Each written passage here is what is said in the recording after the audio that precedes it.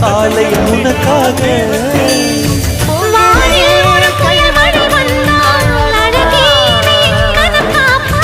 கண்ணே உன்னை என் கண்ணில் வைத்து இமைகள் எனும் கதவுகள் அடைப்பேன்.